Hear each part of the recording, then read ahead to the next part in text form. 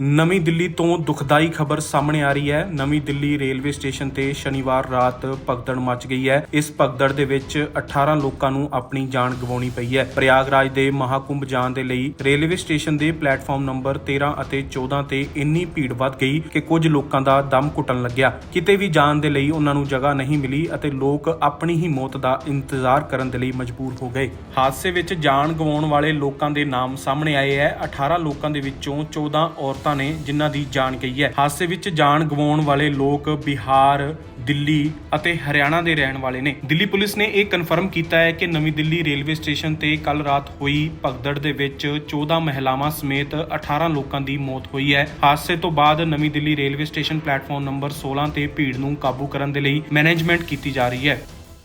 ये रात को 10:10 की ट्रेन थी प्रयाग एक्सप्रेस, लेकिन हम तो प्लेटफार्म तक पहुंच ही नहीं पाए। पहले ही जीने पर ही डेथ हो गई। जीने पे सर नीचे से उतर रहे थे तो पीछे से भीड़ आई। तो भीड़ में जो आगे कुछ गिरे होंगे लोग, उसमें दब गए वो। भीड़ मतलब क्या अचानक से धक्का देने लगी क्या? हाँ, धक्का थी, भीड़ बहुत ज़्यादा थी सर, बहुत ज़्यादा भीड़ थी और उसी भीड़ में वो दब गए। फिर क्या हुआ? आप लोग कैसे वहाँ से निकले? निकले क्या हम तो जैसे मैं तो जस्ट 2 मिनट पहले नीचे उतरा था जीने से, ये और वो फंस गई थी। ये मेरी छोटे वाले भाई की वाइफ और मेरी बेटी थी, छोटी बेटी फंस गई थी। तो उनको निकाला मैंने, जिसमें मेरी जो बहन थी वो आधे घंटे बाद मिली हमें। तो जबकि वो आधे घंटे बाद मिली तब तक वो मर चुकी थी। आधे घंटे बाद मिली। फिर उसके बाद हमने 1 घंटा उसे प्रेस भी किया। रेल प्रशासन हमने उसे प्रेस किया, माउथ टू माउथ दिया, उसके पति ने माउथ टू माउथ दिया, इसने दिया, सब ने दिया, और लेकिन 1 घंटे तक कोई कुछ भी नहीं आया। और हमने पटरी से लेके गया हूँ मैं, एक पटरी से दूसरी पटरी से बाहर हम रेलवे वो बाहर आधे 1 घंटे बाद एक आधा घंटे बाद तो हमें मिली है वो।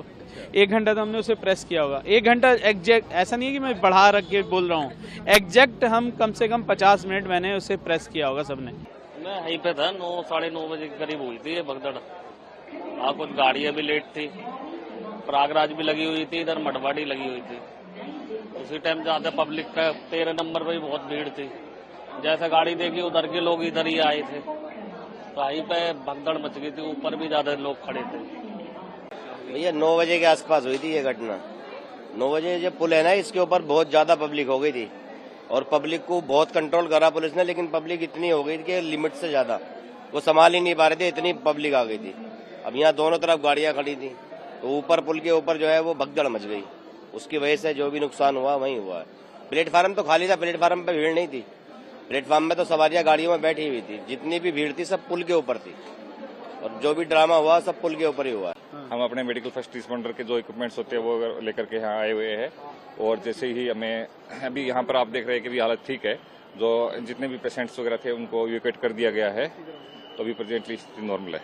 सर, कोई जानकारी आपको मिल पाई है कि यहाँ पर किस तरीके से इस तरह के हालात पैदा हुए, कितने लोग घायल हुए, कितने हमें जो प्रिलिमिनरी इन्फॉर्मेशन मिली उसमें यही हमें खबर मिली थी कि यहाँ पर प्लेटफॉर्म नंबर 14 के ऊपर भगदड़ मच गई है मगध एक्सप्रेस के अंदर। तो उसकी वजह से हमें पुलिस कंट्रोल रूम से सूचना मिली थी, और उसी के बेसिस के ऊपर हम लोग यहाँ आए। आप यहाँ आए तो क्या स्थिति थी? यहाँ अभी स्थिति नॉर्मल है। हम लोग आए जब आए थे तब तक लगभग घायलों को इवैक्यूएट किया जा चुका था, तब तक हम आए थे। अभी जो confirmation about the current status आने के बाद विल अपडेट देंगे। किस वजह से भगदड़ मची? जो बेसिकली एक टाइम पे ट्रेन का डिले, कुछ तो ट्रेन डिले हो गई थी, और उसके अलावा कुछ एक्स्ट्रा टिकट्स थी जो कि लोगों ने उस टाइम पे परचेज करी थी प्रयागराज के लिए, जहाँ और स्टेशन के लिए। वो सारा क्राउड इन कुछ प्लेटफॉर्म्स पे ज्यादा इकट्ठा हो गया, उसमें थोड़ी भगदड़। क्या क्राउड का अंदाजा नहीं लगा पाए सर? आप लोग क्राउड का अंदाजा नहीं लगा पाए थे? क्राउड का अंदाजा हम लोगों ने लगाया था, और सिचुएशन में बता रहा हूँ, जो पूरा time fraction of the time जिसमें 10 मिनट में हुआ, उसमें ज्यादा लोगों का आना, उसके अलावा 2 ट्रेन का डिले होना। बाकी ये मैटर जो है एग्जैक्टली जो फैक्ट फाइंडिंग है वो रेलवे की तरफ से फैक्ट फाइंडिंग होगी।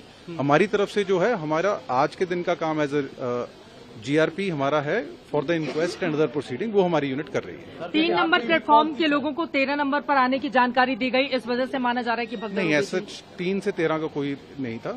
एक स्पेशल ट्रेन रेलवे की तरफ से चलनी थी, वो स्पेशल ट्रेन की अनाउंसमेंट जरूर हुई, बट एज सच कोई चेंज ऑफ प्लेटफॉर्म जब वो जो पॉइंट है वो ऐसा अभी हमारे नोटिस में नहीं आया। जानकारी है शाम 6 बजे से ही लाखों की तादाद में लोग यहाँ पर इकट्ठा थे, लोगों को रोकने की कोशिश क्यों नहीं की गई? नहीं, 6 बजे से नहीं थे लाखों की तरफ से। चश्मदीदों की ओर से ये बयान आया है। नहीं, 9 बजे के आसपास जो ट्रेन थी उस टाइम पे क्राउड बढ़ा। 6 बजे के आसपास तो सिचुएशन वाज एब्सोल्युटली। भगदड़ क्यों मची?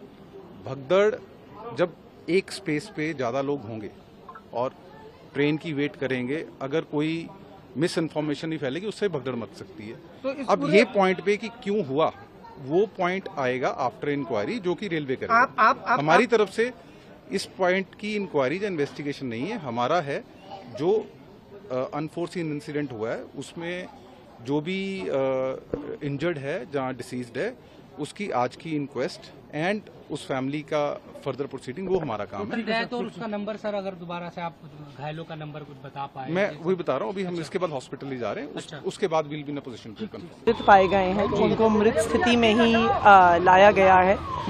उनके परिवारों को सूचना भी पहुंचा दी गई है। तकरीबन उतने ही इंजर्ड लोग यहाँ पे मौजूद हैं। बहुत ही दुखद घटना है और जो लोग गुजर गए हैं उनके मतलब कोई भरपाई तो नहीं कर सकता है, पर जो भी संभव मदद हो, हमारे दोनों विधायक यहाँ पे एरिया के, चांदनी चौक के विधायक पुनर्दीप सानी जी, हमारे आले इकबाल जी, दोनों यहाँ पर मौजूद हैं।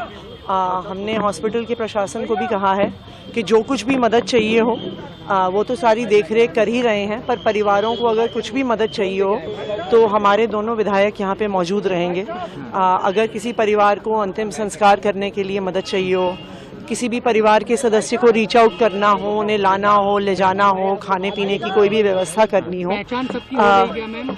2 लोगों को छोड़ के सबकी पहचान हो गई है। कितनी महिलाएं, कितने बच्चे हैं? वो इन्फॉर्मेशन आपको हॉस्पिटल प्रोवाइड कर देगा। हम मिले हैं जो इंजर्ड हैं यहाँ पे, पूरा उनका इलाज चल रहा है और पूरी देखरेख के साथ इलाज चल रहा है। कई लोग हैं जिनको 4-5 पेशेंट्स हैं जिन्हों कुछ देर में डिस्चार्ज भी कर दिया जाएगा। ये देखिए बहुत दुखद घटना है और जो लोग गुजर गए हैं हम उनकी आत्मा की शांति के लिए प्रार्थना करते हैं। मैम, एलएनजेपी के अलावा लेडी हार्डिंग में भी क्या कोई मृत है? ऐसा सूचना मिली है कि शायद 2 लोग मृत लेडी हार्डिंग भी पहुंचे हैं, परंतु मैं इसकी कॉन्फर्मेशन नहीं दे सकती क्योंकि लेडी हार्डिंग अभी मेरा जाना नहीं हुआ है।